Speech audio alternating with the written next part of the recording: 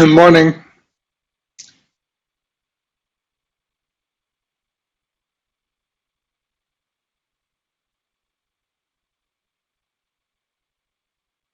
This is today's Nobel Prize. This is cosmology. Cosmology, even better. Well, more suspect. Roger Penrose is a dear friend, talking at my birthday party.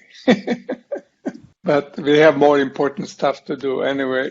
It's well deserved.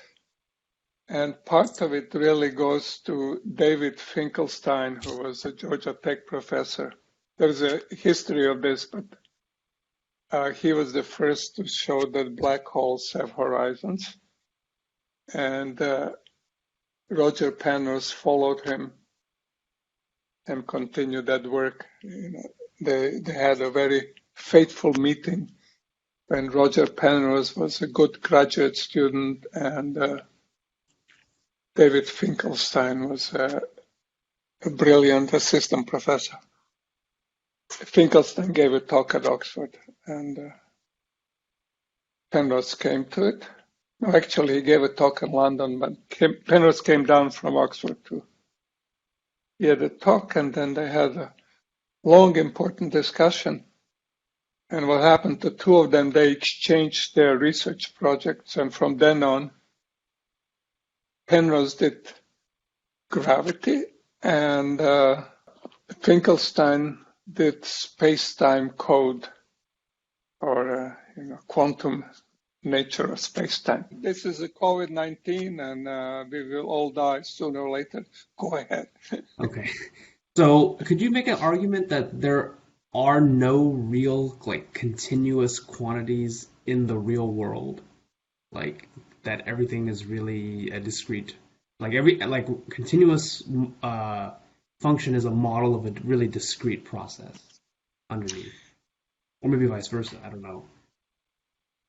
It's open, and this is actually relevant to today's Nobel Prize because Roger Penrose's early work was trying to build up quantum space-time in one of the many, many attempts of discretization. In this case, it was built from SU2, basically, or even SP2, special, and we'll learn about this SU2. So, fundamental block of our quantum mechanics, if you get a decent quantum mechanics course, is spin 1/2. It's the smallest thing. And it turns out it builds up our space. It's really underlying structure of the world that we live in, three-dimensional as a three-invariant, rotation invariant world. So Roger Penrose's early work was along the lines that you say, he says, well, it looks continuous in 19th century. But we, for example, know since discovery of Brownian motion that what looked like continuous diffusion of dyes through water was actually jostling of particles or molecules. So what if space-time itself is built of little blocks? How would we see it? And now, everybody who thinks sooner or later goes down that rabbit hole and comes up with some discretized version of space-time or our world. The serious ones are the quantum ones. And this is actually what happened to Penrose and Finkelstein at their meeting. Penrose explained what he thought about quantum nature of space-time to David. Roger explained it to David Finkelstein. David explained to Penrose that gravitational holes have a horizon which shields the singularity, and then once you fall in, which changes everything in cosmology. That wasn't known before David Finkelstein proved it, established it first. And these two people exchanged their subject, and Finkelstein spent his entire life constructing our world from the space-time, what we call space-time code from a discrete nature. Other people do it in this crude way, like I did it. I'm doing right now, saying there's some lattice. There is the smallest distance you can do. We now know that that smallest distance is not angstrom, but it could be Planck length, which is very short distance. But it's all pointless speculation until you give us an experiment that we can verify. So with Brownian motion, Albert Einstein wrote a very beautiful paper connecting the diffusion of little spheres in a viscous fluid and their collisions to observable diffusion. So that was one of his 5 brilliant papers. And that explains why on microscopic scales we see things as smooth, even though atomic on scales of angstroms or nanometers or whatever.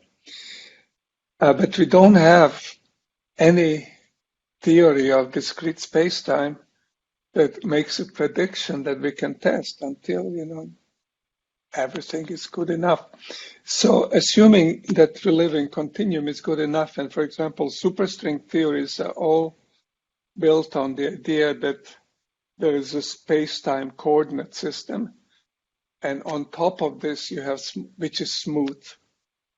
It's defined on reals, R4 or R11 or R24, depending how many dimensions you have. And on top of that, there are fields like the ones that I'm just discussing right now. Does that answer your question? Yeah. And again, David Finkelstein was the first to show that this looked very singular because it looked like you'd fall off to infinity. And, how can you do this in math physics? You cannot allow singularities. But Finkelstein shown that there is a membrane, what we call a membrane, and if you cross that membrane, you're gone, and there is no problem. Everything is analytic even inside mathematically, but in terms of observation, you don't see the singularity. And from then on, the whole thing marches on, and Nobel Prizes and LIGO, etc. works. Alaric, I knew you were not only a rocket scientist, you care about the real stuff like cosmology. I mean, we could just talk about that instead of, No. Look, to be able to play a piano, you have to learn how to do scales. In this course, we're only doing the scales. Rest is just entertainment. Now it's free for all. Whatever. Ask me anything. Or matrix. Yeah.